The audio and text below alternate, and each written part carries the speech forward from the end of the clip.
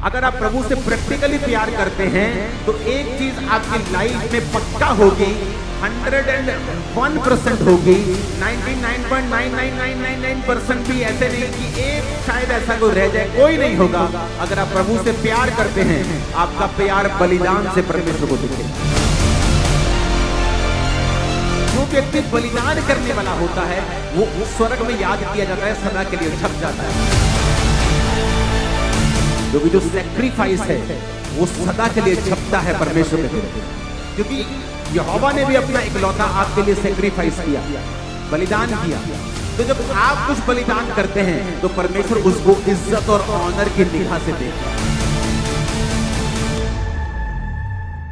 व्यवस्था विवरण 16 उसकी 16 और 17 आयत, इब्रानियों 13 उसकी 15 आयत, पहला कुरिन्थियों 16 उसकी 2 आयत, उत्पत्ति 8 उसकी 20 और 21 आयत। मैं फिर से पढ़ूंगा, व्यवस्था विवरण 16 उसकी 16 और 17 आयत, इब्रानियों 13 उसकी 15 आयत, पहला कुरिन्थियों 16 उसकी 2 आयत, उत्पत्ति 8 उसकी 20 और 21 आयत। आज के शीर्षक को, आज के टाइटल को हम देखेंगे अपनी स्क्रीन के ऊपर, द रिवॉर्ड ऑफ सैक्रिफाइस, कि एक बलिदान का रिवॉर्ड क्या होता है। बाइबल कहती है प्रभु यीशु मसीह जब एक एग्जाम्पल देने लगे तो परमेश्वर ने एक गरीब की, जो किसी अमीर की दिहोड़ी के बाहर, घर के बाहर छोड़ दिया जाता था, और वो अमीर सब कुछ खाता था लेकिन गरीब उसकी जूठन खाता था, और दोनों मर गए। और लिखा एक अब्राहम की गोद में पहुंचाया गया, जो गरीब था, जो अमीर था वो नरक में पहुंचाया गया। बात अमीर या इसमें गरीब की नहीं थी। वचन कहता है कि अय्यूब जो था वो सबसे खरा था, सबसे ज्यादा परमेश्वर के वचन पर चलने वाला था, अनाथों और विधवाओं की सहायता करने वाला था, और बाइबल कहती उस देश में सबसे अमीर था। तो परमेश्वर का डर मानता था लेकिन सबसे अमीर था। तो इसका मतलब ये नहीं कि गरीब जो हैं वो स्वर्ग में जाएंगे और अमीर नहीं जाएंगे। परमेश्वर के कहने का मकसद बहुत डीप था इसमें। अगर अय्यूब अमीर था तो वो दूसरों की हेल्प भी करता था। बाइबल कहती है परमेश्वर के सामने नित्य वो अपने बलिदानों को लेकर अपने बच्चों के लिए जाया करता था, क्योंकि उसके बच्चे परमेश्वर से दूर थे, तो वो अपने बच्चों के लिए बलिदानों को चढ़ाया करता था। तो जब बाइबल कहती है वो सैक्रिफाइस परमेश्वर के सामने करता था, वैसे परमेश्वर के सामने निर्दोष रहता था, खरा रहता था, परमेश्वर का डर मानता था। तो वचन कहता है कि उस देश में वो सबसे अमीर था। तो अमीरी बाइबल में परमेश्वर ने लिखा कि परमेश्वर के एक हाथ में धन और महिमा है, एक हाथ में दीर्घ आयु है, बाहिने हाथ में धन और महिमा है। तो ये परमेश्वर की ओर से है। लेकिन प्रभु यीशु मसीह क्या कहना चाहते थे? वो ये कहना चाहते थे कि जो कुछ भी तुम्हारे पास है वो परमेश्वर के लिए है, और परमेश्वर के सैक्रिफाइस के लिए, और परमेश्वर के सामने बलिदान चढ़ाने के लिए है। आपको जो कुछ भी दिया गया है, आपको एक स्किल दी गई है, आपको पैसा दिया गया है, आपको ताकत दी गई है। परमेश्वर ये चाहता है कि जो भली चीजें हैं जो परमेश्वर की ओर से होती हैं और आपकी लाइफ में हैं, आप उनका बलिदान परमेश्वर को दें। इसलिए वो जो अमीर आदमी था उसने बलिदान नहीं किया।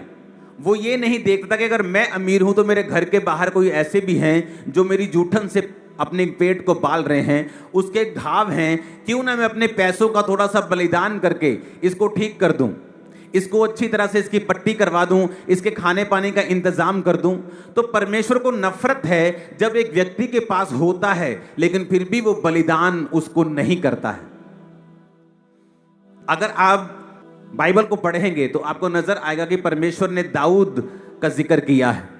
बाइबल कहती परमेश्वर ने कहा, दाऊद मेरे मन के मुताबिक चलने वाला एक आदमी मुझे मिला है, एक ऐसा जन मिला है जो मेरे मन के मुताबिक है। सोचो कैसा परमेश्वर प्रेम करते होंगे दाऊद से कि परमेश्वर ने कहा ये मेरे मन के मुताबिक चलने वाला आदमी है। और अगर आप दाऊद की हिस्ट्री देखेंगे तो आपको नजर आएगा कि दाऊद ने भी गलती की और शाऊल ने भी गलती की। लेकिन ऐसा क्या हुआ कि परमेश्वर ने शाऊल की गलती को माफ नहीं किया, लेकिन दाऊद की गलती को माफ कर दिया?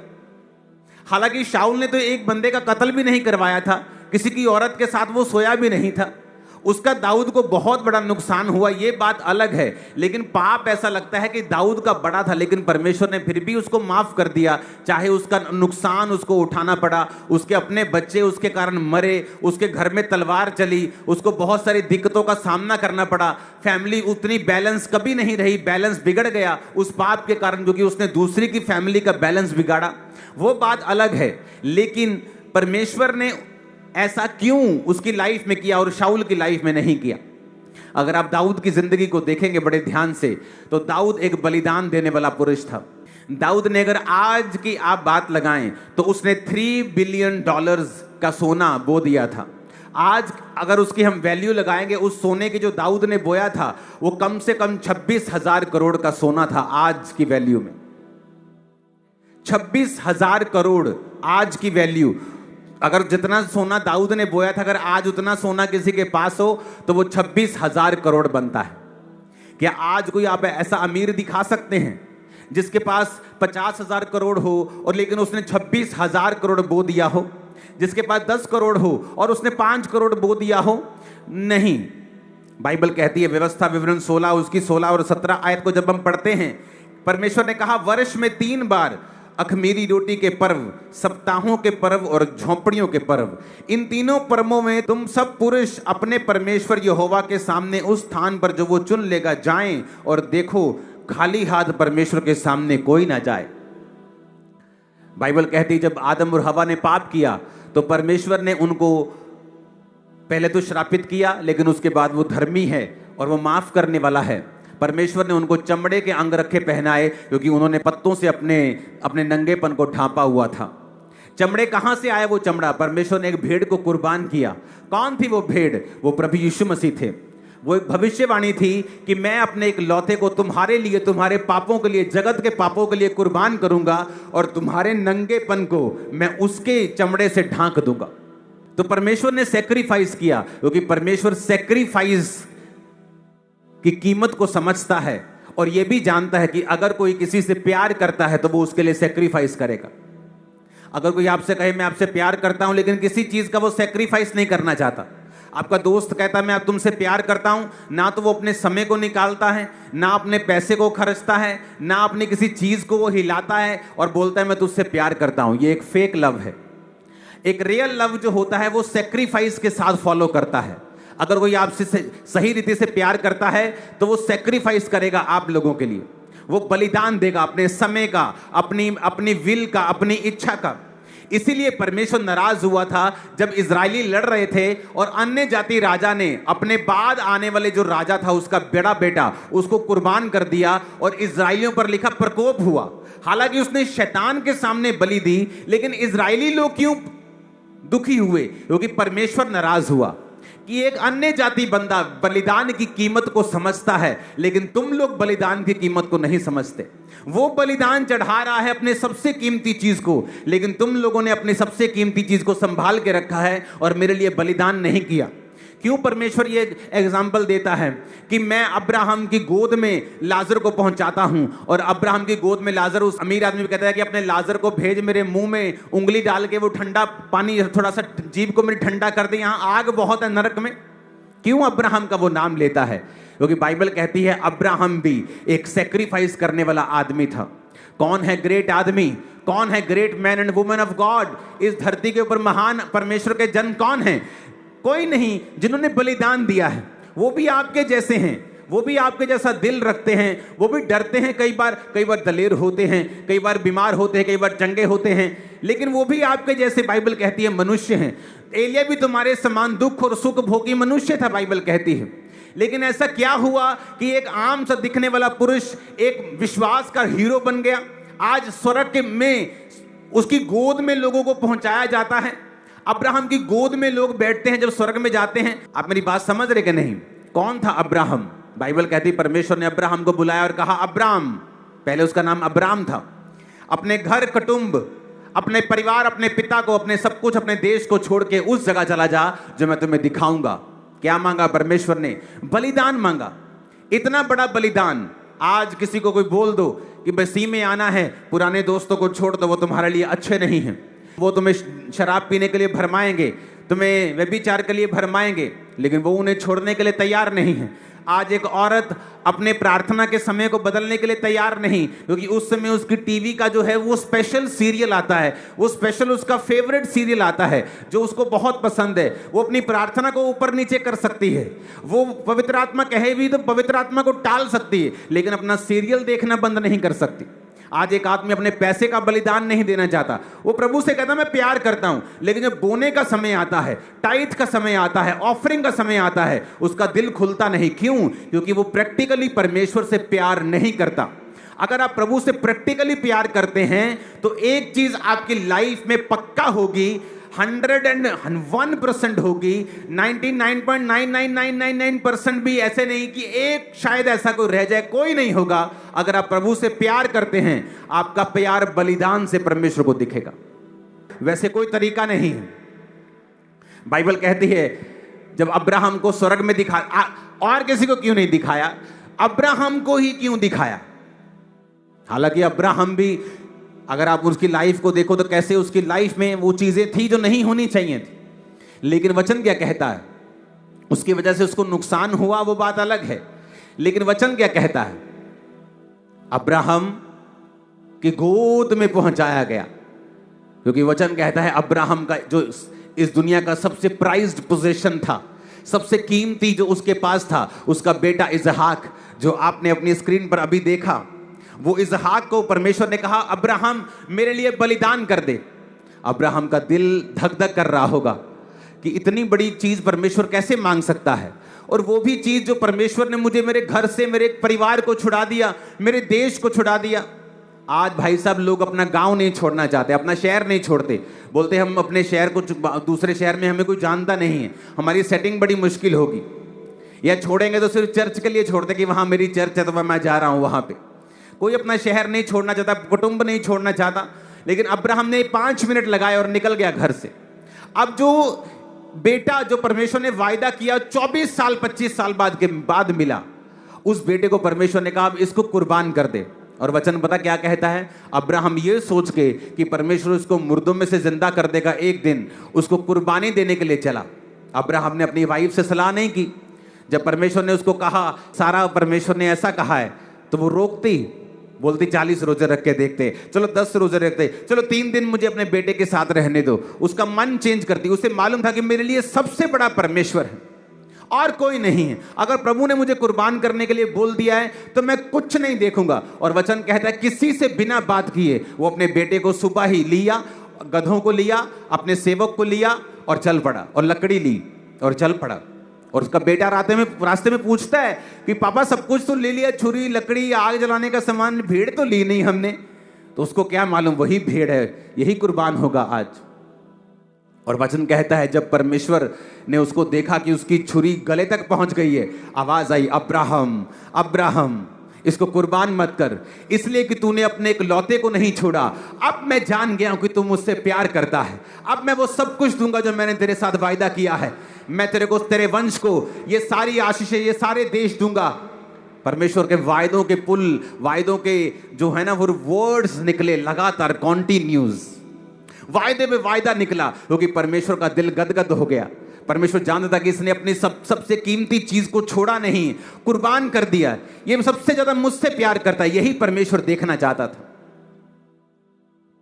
और परमेश्वर उससे वायदा करता गया, वायदा करता गया, वायदा करता गया। कई बार आज हम परमेश्वर की ओर देखते हैं कि पता नहीं कब स्वर्ग खुलेगा, पता नहीं कब मेरा फाइनेंस ठीक होगा, पता नहीं कब मेरा बिजनेस बढ़ेगा, पता नहीं कब मेरी जॉब में प्रमोशन होगी, पता नहीं कब मेरा वीजा लगेगा। हम हमेशा परमेश्वर की ओर देखते रहते हैं, लेकिन यह तरीका गलत है। हमें किन चीजों के लिए परमेश्वर की ओर देखना है और किन चीजों के लिए परमेश्वर यह चाहता है कि हम प्रैक्टिकली हम सेक्रीफाइस करें। अगर हम उत्पत्ति 8 उसकी 20 और 21 आयत को पढ़ते हैं, ये तब का समय है जब नूह का समय था। फ्लड आया, बाढ़ आई, सब मर गए। नूह, उसकी पत्नी, उसके 3 बेटे 3 बहुएं जहाज में चली गई, उस शिप में चली गई। शिप में जब वो चली गई तो एक काफ़ी महीनों के बाद जब पानी ख़त्म हो गया वो जहाज से निकले। ये तब की बात है।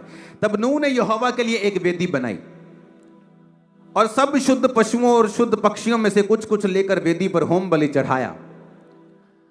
आपको लगता है कि आप नॉर्मल चीज है, फिर क्या हुआ, बलि चढ़ा दी तो फिर क्या हुआ? लेकिन अगर आपको मालूम हो, उस समय जानवर सिर्फ वही थे जो नूह के पास थे। धरती पर कोई जानवर नहीं था, धरती पर कोई पक्षी नहीं था, सिर्फ मछलियां थी जिनको वो परमेश्वर के सामने कुर्बान नहीं करते थे। तो नूह के सामने बड़ा लिमिटेड सोर्स था और उसके पास ये भी था कि थोड़े दिन रुक जाते हैं, इनके बच्चे बच्चे और होने दो, ऐसा ना हो कि मैं इनको चढ़ा दूं और बाद में जो एक दो बचे हैं उनके बच्चे ना हो और धरती पर इनकी जाति नष्ट हो जाए। ऐसी गलती चेलों ने की। प्रभु यीशु मसीह बैठे थे और एक औरत संगमरमर के पात्र में एक इत्र लेके आई और परमेश्वर के पांव पर उसे तोड़कर उंडेल दिया। बाइबल कहती है चेले रिसियाने लगे। वो चेले नहीं थे, वो एक ही चेला वायरस वाला चेला था। कई बार एक वायरस वाला कोई आदमी आपकी टीम में होता है ना, वो सबको नेगेटिव करता था, बड़ा जरूरी होता है ऐसों को निकालना। तो वो चेला कौन था? यहूदा इस्करियोती, क्योंकि वो चोर था। तो वो चोर था और बोलने लगा एक दूसरे को कि यार ये तो 200 दिनार में बिकता, आज की अगर वैल्यू लगाओ तो वो 1,80,000 का था। अगर आज आप 500 रुपए दिहाड़ी की लगाओ ना, तो वो आप लगा लो कि 1 लाख के करीब था। वो 1 लाख रुपए के करीब है। 200 दिनार, 1 दिनार मजदूरी अगर होती थी तो 200 दिन की वो मजदूरी थी। आज 500 रुपए भी कम से कम मजदूरी लगाओ तो 1 लाख रुपए का वो इत्र था। तो बोलने लगे कि परमेश्वर के पांव पे उंडेल, क्या जरूरत थी? 1 लाख का बेचते, लंगर लगाते, लोग खाते। तो परमेश्वर यीशु मसीह ने क्या किया? सही है, ठीक कहा तुमने।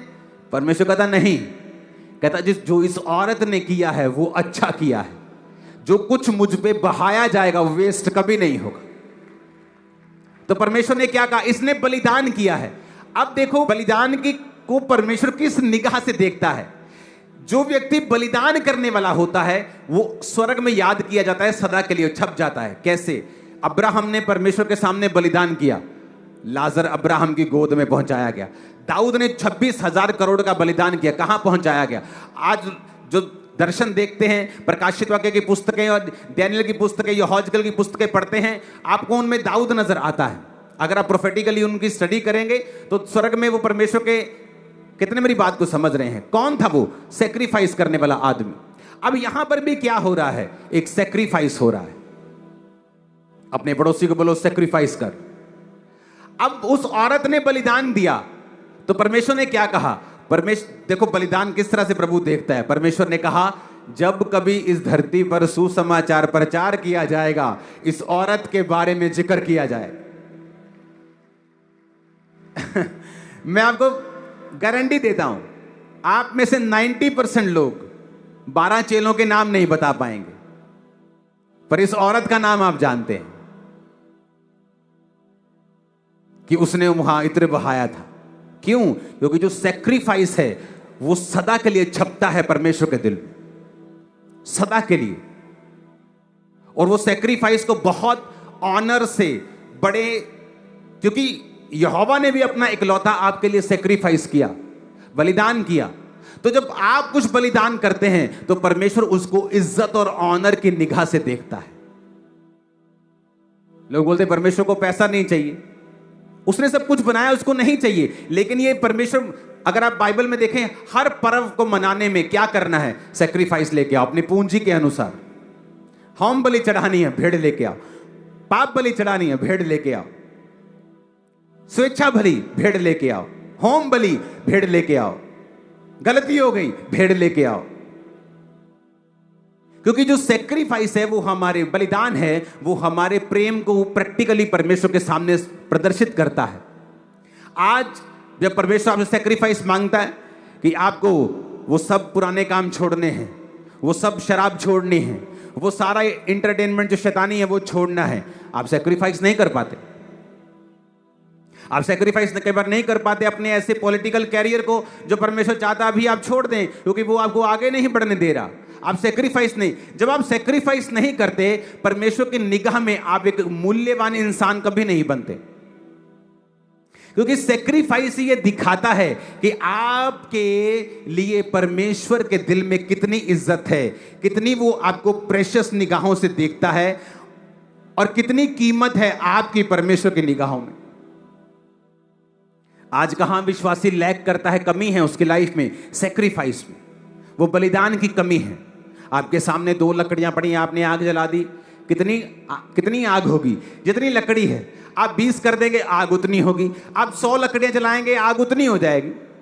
आपके लाइफ में आग, लोगों में फायर की कमी है जी मिनिस्ट्री में। आप बलिदान दो, फायर अपने आप आ जाएगी। मैंने बलिदान दिया अपनी पर्सनल लाइफ को मिनिस्ट्री में। जब मिनिस्ट्री बढ़ रही थी, मैंने अपनी लाइफ को बिल्ड नहीं किया।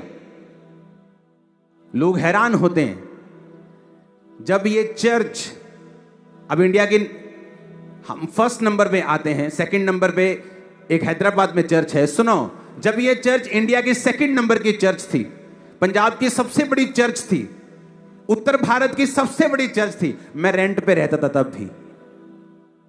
और लोग शॉक थे। हाँ, मैं लोगों को घर बना के दे रहा था, लोगों को प्लॉट्स लेके दे रहा था, चैरिटीज कर रहा था, लेकिन मेरी पर्सनल लाइफ, मैं तब भी रेंट पे था। ये मैं 2015, 16, 17 की बात कर रहा हूं, बहुत पीछे नहीं है ये। Big church. क्यों? पर्सनल लाइफ अलग थी, सेवकाई की लाइफ अलग थी। परमेश्वर ने मुझे बाद में ब्लेस किया, मेरी बुक्स के जरिए, दूसरी चीजों के जरिए, लेकिन मैंने इंतजार किया। मैं अपना घर बना सकता था, बड़े बड़े महल खड़े कर सकता था, बहुत कुछ कर सकता था। टीम को बनाया, चीजों को बनाया। आप जहां आज बैठे हैं लाखों स्क्वायर फुट में, ऐसी 3-4 बिल्डिंग में पीछे और खड़ी कर सकता हूं। पॉसिबल है क्या? नहीं, आम रीति से पॉसिबल नहीं है। जस्ट फैसला किया कि यार शेड डाल दो, कितने करोड़? यहां 20 करोड़ रुपए लगा होगा, दिनों में लगाया। जब आप परमेश्वर के सामने एक सेक्रीफाइस वाली लाइफ जीते हैं, आपकी आग ज्यादा होती है, दूसरों से फायर ज्यादा होती है, खुदावंद आपसे ज्यादा प्रेम करता है। यह बहुत ही मिसकंसेप्शन वाली और बड़ी ही डेविलिश और बड़ी ही मिसलीडिंग ये टीचिंग है कि आपको कुछ करने की जरूरत नहीं, खुदा सब कुछ कर चुका है। This is not a good teaching.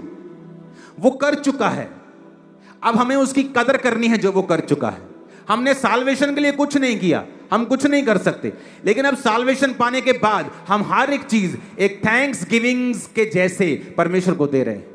अपना समय, अपना पैसा, अपनी विल, अपनी इच्छा। कौन था मूसा? क्यों परमेश्वर मूसा के बारे में बात करता है? क्यों परमेश्वर जो जब एक पहाड़ पे था और बाइबल कहती है कि उसका रूपांतरण हो गया, उसके कपड़े चमकने लगे, मूसा एलिया उससे बात, क्यों मूसा?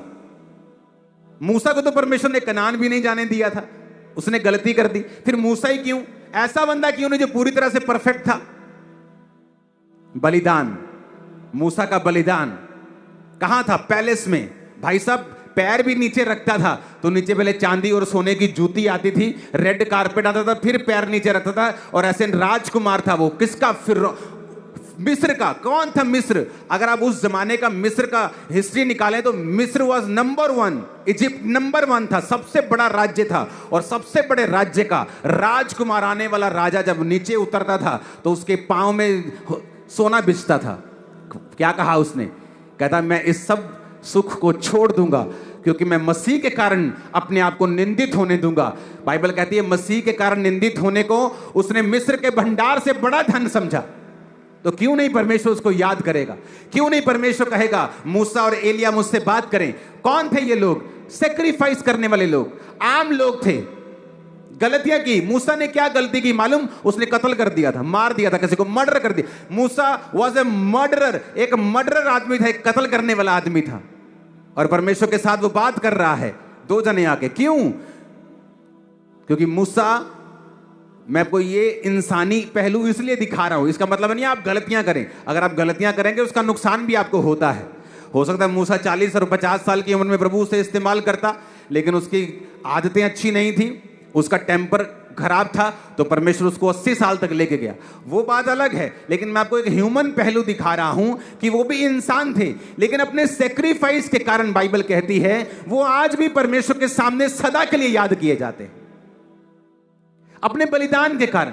मूसा का बलिदान देखो, क्या बलिदान था कि आज एक आदमी दुनिया की सबसे बड़ी सल्तनत का होने वाला राजा है, राजकुमार है, और कल वो आदमी भेड़ बकरियों को चरा रहा है।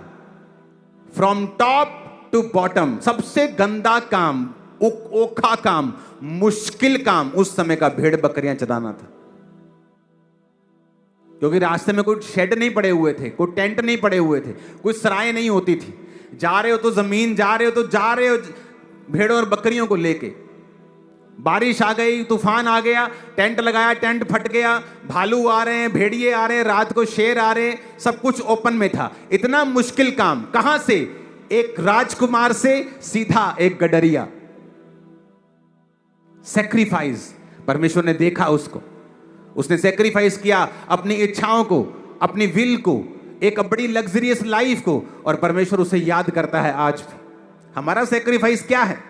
आपका क्या है सेक्रीफाइस मसीह में? क्या ऐसा है जो आपने बलिदान किया?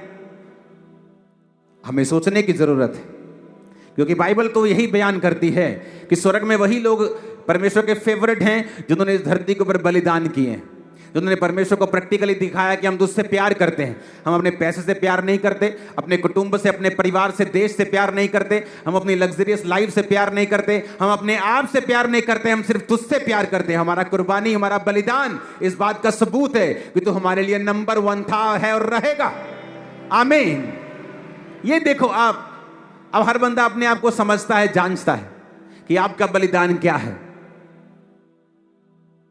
हालेलुया। कि आप समय का बलिदान देते हैं, प्रार्थना में आप समय के बलिदान को देते हैं, प्रार्थना में आप अपनी इच्छाओं को खत्म करते हैं। आज सिर्फ होंठों से वर्शिप की जाती है, सिर्फ होंठों से गाया जाता है। आप उसकी जिंदगी को चेक करो, लास्ट बड़ा बीज कब तुमने बोया? लास्ट फुल नाइट प्रेयर तुमने कब की? लेकिन वो नहीं है। इसीलिए आज की कलीसिया रिजल्ट लेने के लिए स्ट्रगल करती है। आपको स्ट्रगल करने की जरूरत नहीं है। इब्रानियों 13 उसकी 15 आयत में लिखा है, इसलिए हम उसके द्वारा स्तुति रूपी बलिदान, अर्थात उन होठों का फल जो उसके नाम का अंगीकार करते हैं, परमेश्वर को सर्वदा चढ़ाया करें। वर्शिप भी एक बलिदान है, धन्यवाद कहना भी एक बलिदान है, पैसा देना भी एक बलिदान है, समय देना भी एक बलिदान है। अपने घर से आप निकलते हैं, सुसमाचार टीम का हिस्सा हैं, आप घर से निकलते हैं, सुसमाचार को बांटते हैं, ये भी एक बलिदान है आपके समय का। आपको कई बार बेइज्जती का सामना करना पड़ता है, आपकी इज्जत का। तो परमेश्वर ने क्या कहा? परमेश्वर ने कहा, अगर तू मेरे लिए अपनी इज्जत का बलिदान देगा, मैं तेरी इज्जत को 100 गुना बढ़ाऊंगा। करके देखो ऐसा। क्या वो करता है पूरा? लेकिन हमें डर लगता है, खासकर जब बंदा एक ऊंची पोजीशन पे होता है या पैसे वाला होता है, वो ये काम नहीं करना चाहता। इसलिए अगर आप देखेंगे तो उन पे आत्मा भी नहीं उतरता। वो क्रिश्चियन तो हैं, लेकिन उस तरह से जुम्बश नहीं करता परमेश्वर उनकी जिंदगी के ऊपर से। अपने पड़ोसी को बोलो, बलिदान चढ़ा। वचन कहता है, परमेश्वर ने क्या कहा? परमेश्वर ने कहा, अगर तू देगा तो मैं तुझे कैसे दूंगा? दबा दबा कर, हिला हिला कर, प्रेस डाउन, उसे फिर नाप कर। आप मांगती है ना कई बारी पड़ोसन से आटा, और भैन जी दइयो एक मैनू आटे दी, वो आटा देती है ऐसे। तो परमेश्वर कहता है, जब तू ऐसे करके देगी, जब मैं तुझको वापिस करूंगा तो कैसे करूंगा? पहले मैं निकालूंगा, फिर हिलाऊंगा, फिर दबाऊंगा, फिर वापिस करूंगा। जितना तू देगी दुगना वापिस करूंगा। हालेलुया। क्यों परमेश्वर ने उस विधवा का जिक्र किया जिसने एक दमड़ी डाली? क्यों प्रभु यीशु मसीह भवन में उस जगह बैठे जहां सब लोग ऑफरिंग डाल रहे थे, परमेश्वर उनको देख रहे थे? क्योंकि बलिदान परमेश्वर के अंदर घुसने का एक तरीका है। सब मर रहे थे, लेकिन सारपत की विधवा नहीं मरी बलिदान के कारण। परमेश्वर ने क्या कहा? अगर तुम्हें चाहिए तो तुम्हें बोना पड़ेगा। अगर तुम्हें रूल करना है, क्योंकि चेले लड़ पड़े, कहते हमसे बड़ा कौन है, कौन हम पे रूल करेगा? जब प्रभु यीशु मसीह चले जाएंगे तो हम में से बड़ा, सबसे बड़ा कौन होगा? तो परमेश्वर ने समझाया कि जो तुम में से सबसे छोटा होगा, जो सर्व करेगा वो बड़ा होगा। बलिदान। परमेश्वर ने कहा जो तुम में से सबसे ज्यादा नम्र होगा उसकी प्रमोशन होगी।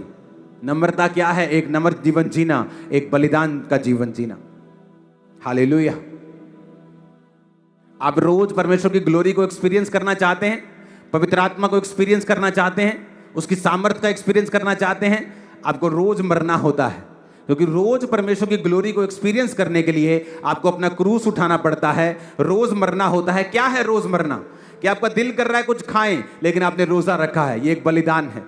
आपका दिल कर रहा है टीवी देखने का, कोई शादी आ गई, आपको संडे जाना है लेकिन आप बलिदान देंगे और संडे उस शादी पे नहीं होंगे, क्योंकि ये आपका बलिदान है कि आप प्रभु के घर में होने चाहिए संडे। लेकिन आज क्रिश्चियन बलिदान नहीं देता, बलिदान नहीं देता पर आग पूरी चाहता है, लकड़ी नहीं लाता पर फायर चाहता है। तो फायर अपने आप तो आएगी नहीं, जितनी लकड़ी होगी उतनी ही फायर होगी। परमेश्वर के दिल में घुसने का तरीका है बलिदान देना, और ऐसा बलिदान देना जो आपको हिलाए और प्रभु को भी हिलाए। और वचन फिर से पढ़ेंगे हम, उत्पत्ति 8 उसकी 20 में। नूह ने यहोवा के लिए वेदी बनाई, शुद्ध पशुओं शुद्ध पक्षियों में कुछ कुछ लेकर वेदी पर होम बलि चढ़ा दिया। इस पर अब मैंने क्या समझाया? बलिदान वो प्रेशियस था, वो जानवर वो पक्षी प्रेशियस थे। अभी चढ़ाने का समय नहीं था, लेकिन जब आप कोई कीमती चीज चढ़ाते हैं तो क्या होता है? देखा, इस पर यहोवा ने सुखदायक सुगंध पाकर सोचा। आप परमेश्वर की सोच को बदल देते हैं, आप परमेश्वर को सोचने पर मजबूर कर देते हैं। पहले नहीं वो सोच रहा था। लोग बोलते परमेश्वर मूव नहीं कर रहा, वो कभी मूव नहीं करेगा। परमेश्वर काम नहीं, वो कभी ऐसे काम नहीं करेगा। बाइबल कहती जैसे ही नूह ने शुद्ध पशुओं और शुद्ध पक्षियों में से, अब उसकी वैल्यू को समझो, शुद्ध पशुओं की वैल्यू को समझो। एक गाय कितने महीने प्रेग्नेंट होती है पता है किसी को? ऊंची आवाज में बोलो। 9 महीने, है ना? 9 महीने। इतने महीने के करीब ही वो उस जहाज में रहे हैं, 1 साल के करीब। तो एक गाय एक बच्चा दे रही होगी। इमेजिन को जब शुद्ध पशु को बलिदान किया गया तो ऐसा नहीं था पशु बहुत बढ़ गए थे, लेकिन वो प्रेशियस था, वो कीमती बलिदान था। फ्यूचर की परवाह किए बगैर दिया गया बलिदान कि फ्यूचर में क्या होगा। जैसे ही उसने बलिदान दिया, लिखा इस पर यहोवा ने सुखदायक सुगंध पाकर सोचा। परमेश्वर सोचने लग गया जब बलिदान गया। हमें कई बार लगता है कि अपने आप हो जाएगा, ये भी हो, प्रभु सब कुछ जानता है, वो मुझसे प्यार करता है, ये सब चीजें ठीक हैं, उसने कुर्बानी दे दी, अब हमें कुछ करने की जरूरत नहीं। रॉन्ग। ग्रेस का मतलब चुप करके बैठना नहीं है, ग्रेस का मतलब आलसी होना नहीं है, ग्रेस का मतलब बीज ना बोना नहीं है, प्रार्थना ना करना नहीं है, बल्कि और करना है क्योंकि आपको ग्रेस मिली है। अब यहां क्या हुआ? लिखा जैसे उसको कीमती ऑफरिंग गई ऊपर, उसने सोचा। अब वो कीमती 10 करोड़ भी हो सकता है, किसी विधवा का 10 रुपए भी हो सकता है। बात 10 करोड़ की या 10 रुपए की नहीं है, बात है कि उसके पास था क्या, वो कितना उसके लिए कीमती था, कितना प्रेशियस था।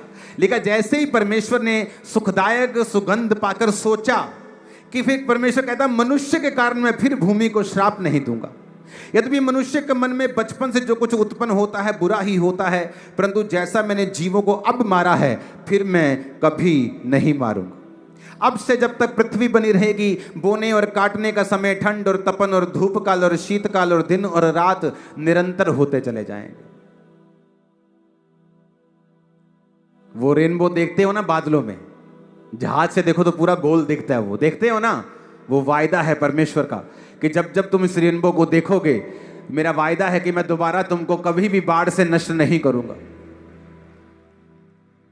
बाइबल पढ़ के देखो, हजारों साल पहले के ये वर्ष है, वो परमेश्वर का रेनबो है, परमेश्वर ने बनाया है कि अब मैं फिर से धरती को नष्ट नहीं करूंगा। और कहां से शुरू हुई ये कहानी? बोने से। क्या बोया? शुद्ध पशु, शुद्ध पक्षी, प्रेशियस भेंट, बो दिया, परमेश्वर ने लिखा सुगंधदायक, उस सुगंध को पाकर सोचा, वो सोचने लगा, उसका माइंड चेंज होने लगा, ठंडा होने लगा वो, क्योंकि वो गर्म था कि ये लोगों ने, मैं इनको नष्ट कर दूंगा, बाढ़ दे दूंगा, और मार दिया। और जैसे ही सैक्रिफाइस गया, उसका माइंड ठंडा होने लगा, सोचा उसने। आप परमेश्वर को सोचने पे मजबूर कर सकते हो। आपने कभी सोचा है ये? तुमने कभी ये सोचा कि परमेश्वर की सोच को तुम बदल सकते हो? हालेलुया। तुम उसकी सोच को चेंज कर सकते हो, तुम उसको तुम्हारे बारे में सोचने पर मजबूर कर सकते हो। सैक्रिफाइस जिस दिन जाएगा, वो तुम्हारे बारे में सोचना शुरू करेगा। कई बार लोगों की लाइफ में कर्स होते हैं, जब वो एक बीज को बोते हैं अपनी लाइफ में, अपने स्टैंड में, अपने क्राइस्ट को कबूल करते हैं, वो बपतिस्मा ले लेते हैं, ओपनली कबूल करते हैं, पैसों का बीज है, कोई भी बीज, कोई भी सैक्रिफाइस जब वो करते हैं, परमेश्वर उनके बारे में सोचता है। कम सैक्रिफाइस का मतलब है कि आप प्रभु से कम प्यार करते हैं, क्योंकि जिन लोगों ने हाईएस्ट सैक्रिफाइस किया है, उन लोगों के नाम आज तक याद किए जाते हैं। हालांकि वो ह्यूमन थे, मिस्टेक्स थी, फिर भी उनको याद किया जाता है, क्योंकि उन्होंने सैक्रिफिशियली कुछ ऐसे काम किए जो कभी नहीं हुए थे। अपने पड़ोसी को बोलो, बलिदान दे अपनी हर कीमती चीज परमेश्वर को, तो वो तेरे बारे में सोचेगा और जिंदगी सेम ना रहेगी। और आमीन खड़कने वाला चाहिए चर्च। Hallelujah, hallelujah. परमेश्वर के गहरे वेदों को परमेश्वर के दास के द्वारा जानने के लिए और ऐसी और नई वीडियोस को देखने के लिए हमारे YouTube चैनल को सब्सक्राइब करें और साथ में बेल आइकन को प्रेस करें, ताकि ऐसी और नई वीडियोस की नोटिफिकेशन सबसे पहले आप तक पहुंच सके। जुड़े रहें परमेश्वर की हजूरी के साथ। God bless you.